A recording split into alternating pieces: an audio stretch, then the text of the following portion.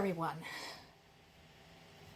During a recent interview, Ukraine's President Zelensky said that Belarus president and Putin's lapdog Lukashenko actually called and apologized to Zelensky early on in the war, saying that he did not control the Russian troops and missiles that were coming into Ukraine from the territory of Belarus, to which Zelensky called him a murderer, rightfully.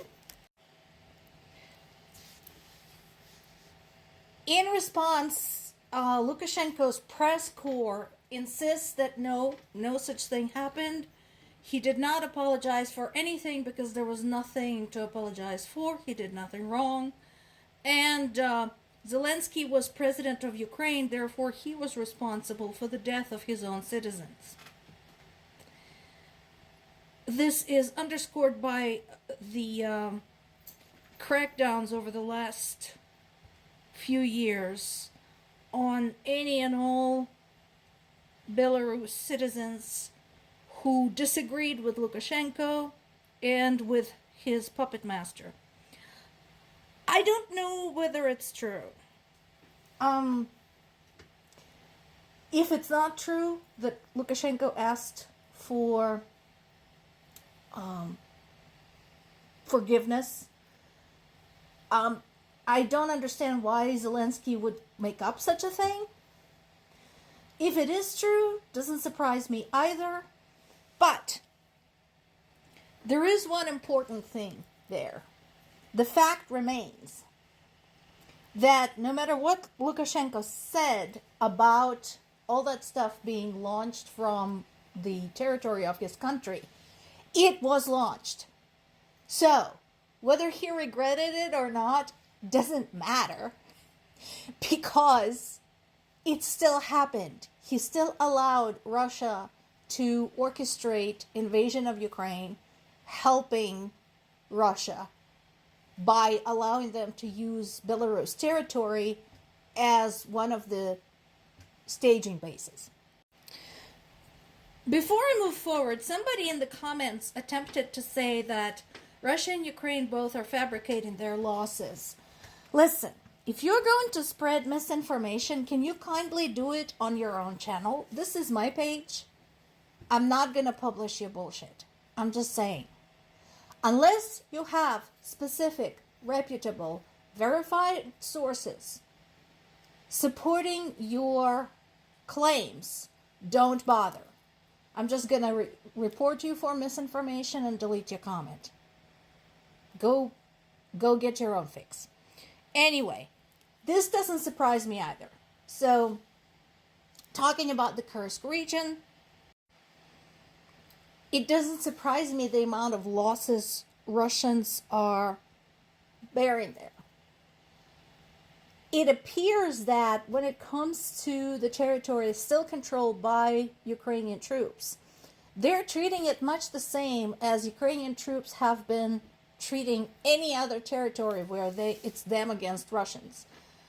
They may be retreating. Russia may have retaken some of it back, but boy howdy, they're making it cost it. So Russia is still insisting that they want to retake the Donetsk region at an accelerated pace. So far, acceleration is not happening. They are moving, but it is incredibly slow and costly progress. Now, this is interesting. So, Zelensky basically offered to buy some of the U.S. weapons using frozen funds from Russia. Buy them from Trump. I don't think there was any response to that yet. Had Trump been any kind of intelligent leader, the answer would have been yes, but he's not. And there's a question whether he's a leader at all, as opposed to Elon Musk. So we'll see if that results in anything. It would have been a big help had it actually happened, but again, highly unlikely. And I'm surprised to hear Emmanuel Macron starting to lean toward concessions of territory by Ukraine. You too, Brutus, eh? Come on. Dude, look at your own history. Your own people would be standing on their heads if there was a suggestion of giving up any of the territories that were disputed with any of your neighbors at one time or another. Your country was engaged in how many wars that lasted how many years over territorial disputes, and you're just gonna go and tell Ukraine, oh, why don't you consider, giving up some of your territories? No. And this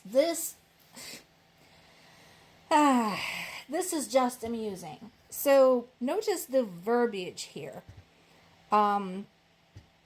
saying that the Western world despised Russia and its alternative path to civilized development. Sweetie, if your alternative path involves invading other countries, then yeah, nobody's gonna like you. If you want to do your civilized development, fine, do whatever the fuck you want. If you want to blow up your own country, do it. But don't bother other people with your bullshit. There is a large update summary in Ukrainian sources. In general, I recommend Kyiv Independent and Kyiv Post. They both are available in English, and they have like a running commentary on everything happening. If you want more details, particularly from the front, there's also Censor, and it too comes in English. The difference with Censor is that not all of its content is translated into English, so there could be some missing. So here's what we have. We have another update on specifically North Korean troops. We are up to 3,800 killed or injured. And again, this is in the hotspot Kursk region. Something interesting. U.S. Secretary of State Blinken said that Kursk potentially could be used as a bargaining chip. Potentially. However, something to consider there is that the territory controlled by Ukrainian troops is tiny. It's not even all of Kursk region. It's like a small fraction of it. So considering how much of Ukrainian territory Russia is currently occupying, I'm not sure if that's going to work. Like how would the exchange take place? So something to consider.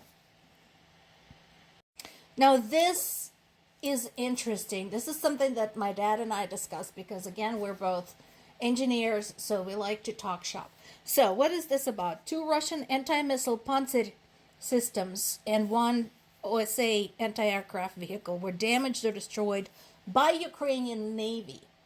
What is this all about? So Ukraine had started using something which is basically a remote-controlled vessel. Those vessels are not terribly big. They're just big enough to launch drones. So there's no staff aboard, and all they do is launch drones. So these little floating remote control vessels are harder to detect, obviously, because they are movable and harder to destroy. So they launch the drones that damage Russia's air defense systems. That is super ironic. And apparently they are gaining popularity when it comes to dealing with Russia's air attacks and so on. And this includes, by the way, the same air defense systems that allegedly shot down the Azerbaijan passenger airplane. So if you're interested in military technology, read this article, and there is a video included of such a drone in action. Very interesting stuff.